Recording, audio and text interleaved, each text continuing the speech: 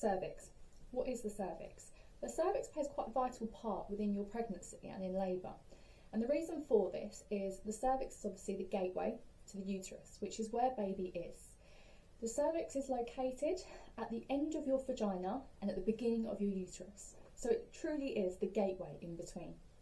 Now when you're pregnant, the cervix is long, posterior and thick and stays right at the back of the vagina. And this helps to prevent any early labour or any preterm labour. Now, when you start going into labour, your cervix slightly changes, and this is what we want to happen. Now, it's not all about the dilatation as many people think, oh, I need to get to 10 centimetres. There's so much more to the cervix than just about dilatation. Now, if we look at the cervix, as I said, in the pregnancy, the cervix is posterior, hard and thick. The best way I compare this is like your nose. So if you have a quick feel of your nose, that's what it feels like when it's in pregnancy. Now, what we want it to do is we want it to start effacing and softening and opening up.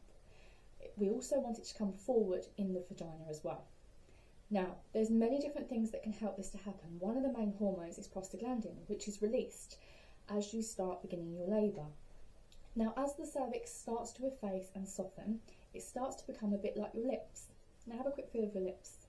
They're soft, yeah? Now, as the cervix starts to soften and come forward and open, this is where we start seeing that differences of your contractions start building up and becoming more frequent.